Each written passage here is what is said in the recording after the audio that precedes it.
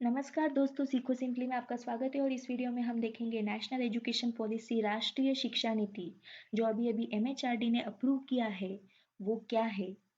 School शिक्षा, उच्च शिक्षा, शिक्षकों के लिए और एकंदरित ये पॉलिसी क्या लेके आई है, इसके बारे में आज हम देखेंगे। इसके पहले जान लेते हैं कि हमें इसकी आवश्यकता क्या है। दोस्तों, हमारी जो शिक्षण प्रणाली है, शिक्षा हमें नौकरी दिलाने के लिए सक्षम नहीं है।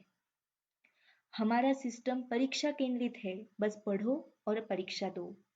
बहुत ज्यादा कमर्शलाइजेशन, करप्शन है। पैसा फेंको, डिग्री लो, फिर ऐसी डिग्री का क्या फायदा। हमारी शिक्षण प्रणाली में प्रैक्टिकल नॉलेज नहीं दिया जाता है। Our education system doesn't train us to work with our hands. जो हम पढ़ते हैं वो हम व्यावहारिक जीवन में नहीं यूज कर पाते। There are hard compartments between arts, science and commerce. जो ये तीन डिपार्टमेंट्स है, आर्ट्स का स्टूडेंट कॉमर्स के सब्जेक्ट नहीं पढ़ सकता है, कॉमर्स का स्टूडेंट साइंस के सब्जेक्ट नहीं पढ़ सकता है। ये तीनों सब्जेक्ट में बहुत बड़ी बाउंड्री है। दोस्तों, पिछली बार 1986 में जो एजुकेशन सिस्टम आई थी, उसके बाद 1992 में उसमें थोड़ा फार बदल हुआ था। लेकिन 1992 से लेके 2020 तक टेक्नोलॉजी में इतना ज़्यादा फर्क हुआ है। हमारे पास मोबाइल है, हमारे पास लैपटॉप है, बहुत सारी चीज़ें अब टेक्नोलॉजी बेस्ड है, लेकिन फिर भी हमारी एजुकेशन अभी तक पुरानी ही है। इसलिए ये एजुकेशन सिस्टम चेंज करना बहुत ज़रूरी था। इसलिए अभी न्यू एजुकेशन पॉलिसी आई है। आप इस पिक्चर में देख सकते हैं कि न्यू एजुकेशन पॉलिसी आने के पहले का सिस्टम क्या था और न्यू एजुकेशन पॉलिसी आने के बाद का सिस्टम क्या है। दोस्तों, हम डीप में देखेंगे। सभी के लिए शिक्षा, आरटीई। आरटीई मतलब राइट टू एजुकेशन, शिक्षा का अधिकार। तो पहले क्या था दोस्तों, 5 साल से लेकर 14 साल तक सारे बच्चों को शिक्षण कंपलसरी था। लेकिन अब ये उन्होंने एज गैप बढ़ा दिया है। अभी 3 साल से लेकर 18 साल तक का शिक्षण कंपलसरी हो गया है। तो अभी अभी नर्सरी नर्सरी भी आरटी का हिस्सा हो गई है, इसलिए नर्सरी के शिक्षण के लिए भी सरकार इसमें निवेश करेगी। उसके बाद कक्षा 5 तक मातृभाषा में शिक्षण दिया जाएगा।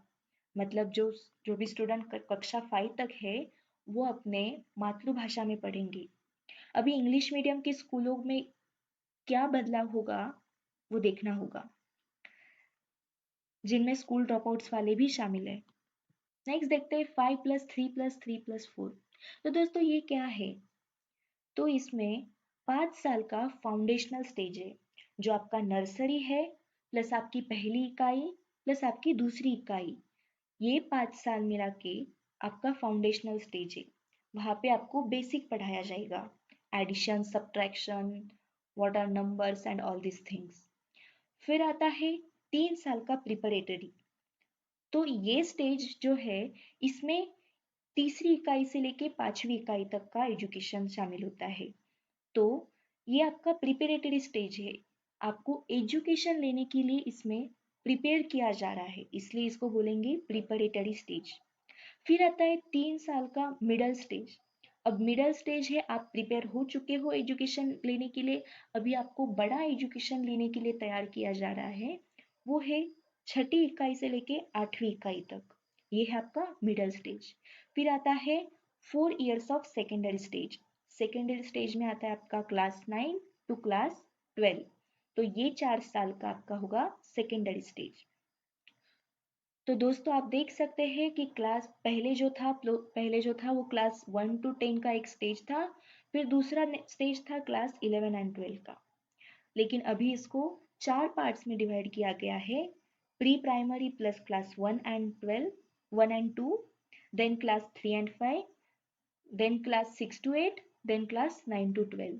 तो दोस्तों, अभी आप देख सकते हैं कि पहले जो रिजिड कंपार्टमेंट थे साइंस, आर्ट्स एंड कॉमर्स में, वो अभी नहीं होंगे। इसका मतलब क्या, साइंस का जो स्टूडेंट है वो कॉमर्स के सब्जेक्ट भी अगर वो पढ़ना चाहे तो पढ़ सकता है। कॉमर्स का स्टूडेंट भी साइंस के सब्जेक्ट पढ़ सकता है।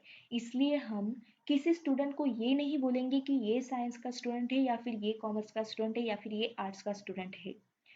स्टूडेंट सिर्फ 11th क्लास का होगा, 12th क्लास का होगा और उनके सब्जेक्ट्स सबके सेम होंगे, कॉमन होंगे, जिनको जो पढ़ना है वो पढ़ सकता है। इसलिए अभी हार्ड कंपार्टमेंट नहीं होगा। ये बहुत अच्छी बात है दोस्तों। Next is no difference in main curricular और एक्स्ट्रा करिकुलर सब्जेक्ट। अभी एक्स्ट्रा करिकुलर मतलब क्या? आप जो स्पोर्ट्स खेलते थे, आप जो म्यूजिक सीखते थे, आप जो डांसिंग सीखते थे, ये सारा पहले आपका एक्स्ट्रा करिकुलर में कैलकुलेट होता था, लेकिन आज के बाद वो आपके मेन करिकुलर में ही काउंट होगा। इसमें आपका स्किल डेवलपमेंट बहुत सारा होगा। अभी नेक्स्ट सवाल है दोस्तों, हमारे बोर्ड्स एग्जाम का क्या? बोर्ड बोर्ड एग्जाम होगी या नहीं होगी? तो दोस्तों मैं आपको बताना चाहूंगी कि आपकी बोर्ड एग्जाम होगी, लेकिन खुशखबरी ये है कि आपकी बोर्ड एग्जाम अभी बहुत इजी होगी। छात्रों की केवल मुख्य क्षमताओं का परीक्षण होगा, कोर कैपेसिटीज। जो स्टूडेंट में एक्चुअल कैपेसिटी है, स्टूडेंट गा सकता है, स्टूडेंट स्पोर्ट्स खेल सकता है, स्टूडेंट एक्सपेरिमेंट्स कर सकता है, वो उसकी कोर कैपेसिटीज का परीक्षण होगा। फिर आता है बोर्ड एग्जाम में evolve as annual semester and modular board exam. अब तक क्या होता था, हमारा सिर्फ एक एग्जाम होता था, लेकिन अब के बाद वो 2 सेमेस्टर में भी डिवाइड किया जा सकता है। फिर आता है परीक्षा में 2 भाग होंगे। जो आपकी परीक्षा होती थी पहले वो सिर्फ थ्योरेटिकल टाइप होती थी, लेकिन अभी उसके 2 पार्ट्स हो सकते हैं। आपकी परीक्षा का आधा पार्ट ऑब्जेक्टिव टाइप होगा, आधा पार्ट डिस्क्रिप्टिव टाइप होगा। तो इसमें स्टूडेंट को स्कोर करने का बहुत सारा चांस है। फिर आता है high quality aptitude test by national testing agency twice a year. तो ये जो नेशनल टेस्टिंग एजेंसी है, वो आपकी साल में 2 बार टेस्ट लेगी। वो टेस्ट किस लिए? कि आप अगर बाद में उच्च शिक्षा के लिए एग्जाम के लिए जो प्रिपेयर करोगे, तो वो प्रिपरेशन आपको हार्ड ना हो, इसलिए आपके लिए high quality aptitude test arrange की जा रही है। दोस्तों देखते हैं उच्च शिक्षा के लिए क्या बोला गया पॉलिसी में। अभी आपने 12th तक का तो देख लिया, अभी 12th के बाद आप जो उच्च शिक्षा लेने जाओगे, उसके लिए आरटी एनईपी में क्या बदलाव दिए गए हैं उसके बारे में देखते हैं। तो दोस्तों उच्च शिक्षा में कई प्रवेश और निकास बोले गए हैं। इसमें क्रेडिट ट्रांसफर होगा। इसका मतलब क्या? आप अगर 4 साल का बीटेक कोर्स कर रहे हो और 2 साल के बाद आपको लगा कि नहीं, मुझे ये कोर्स नहीं करना है, मुझे इंटरेस्ट नहीं आ रहा है, तो आप तब ड्रॉप आउट कर सकते हो और दूसरे कोर्स के लिए रजिस्टर कर सकते हो। लेकिन दोस्तों क्या इसमें आपका 2 साल का जो टाइम था, जो आपने बीटेक के लिए दिया था, क्या वो वेस्ट होगा? नहीं, वो आपका एज ए एक्सपीरियंस माना जाएगा और आपके क्रेडिट्स ट्रांसफर होंगे, तो आपके 2 साल वेस्ट नहीं होंगे। तो ये बहुत अच्छी बात है दोस्तों जो एनईपी में आई है। फिर आता है शैक्षिक रेगुलेटरी बॉडीज को मिलाया गया, जैसे यूसीजी, एआईसीटी, एनसीटी, ये 3 अलग-अलग बोर्ड्स थे। अब ये तीनों बोर्ड एक साथ काम करेंगे और भारत में एक ही नियामक बोर्ड होगा, वो होगा HECI। फिर आता है मिक्स एंड मैच सब्जेक्ट्स। आप साइंस और ह्यूमैनिटीज कोई भी सब्जेक्ट किसी के साथ चूज कर सकते हैं, ये बहुत अच्छी बात है, आप जो चाहे वो पढ़ सकते हैं। फिर आता है 4 साल का यूजी डिग्री कोर्स, जिसके बाद आप सीधा रिसर्च में जा सकते हैं। जैसे आपने 4 साल का यूजी कोर्स कंप्लीट किया, उसके बाद पहले आपको कई चीज़ों से गुजरना। जैसे आपका 4 साल का यूजी कोर्स खत्म होने के बाद आप सीधा साइंटिस्ट का एजुकेशन लेने के लिए जा सकते हैं। कॉलेज आपको 2 विकल्प दे सकते हैं। जो भी कोर्स के लिए आप रजिस्टर कर रहे हो, वो 3 साल का डिग्री कोर्स होगा या फिर 4 साल का डिग्री कोर्स होगा। चॉइस आपकी है, आपको वो कोर्स 3 साल में करना है या 4 साल में करना है। फिर देखते हैं दोस्तों शिक्षकों के लिए क्या है। तो minimum educational qualification for teachers, 4 साल का इंटीग्रेटेड बीएड होना चाहिए। और जो टीचर जिसने पहले से किसी और सब्जेक्ट में डिग्री ले ली है, वो टीचर 2 साल में बीएड किया करे तो भी वो शिक्षक बन सकता है। फिर आता है जो शिक्षक है उनके लिए वर्कशॉप्स और ऑनलाइन टीचर डेवलपमेंट मॉड्यूल्स होंगे, जिसमें एवरी टाइम टीचर्स को डेवलप किया जाएगा, प्रोफेशनली डेवलप किया जाएगा।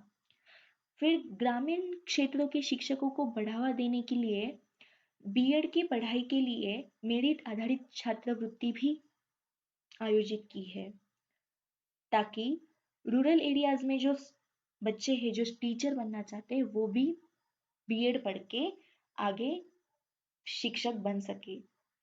देन आता है मास्टर इंस्ट्रक्टर्स। तो जो टीचर्स है जो हमें लोकल आर्ट सिखा सकते हैं, जो हमें म्यूजिक सिखा सकते हैं, जो हमें कारपेंटरी सिखा सकते हैं, उनके लिए शॉर्ट एजुकेशनल प्रोग्राम्स है, तो वो भी उनके लिए शॉर्ट ट्रेनिंग दिया जाएगा। फिर आता है shorter post BEd certification course. जो टीचर यूनिवर्सिटी लेवल में पढ़ाना चाहते हैं उनके लिए बीएड का सर्टिफिकेशन कोर्स भी आयोजित किया जाने वाला है।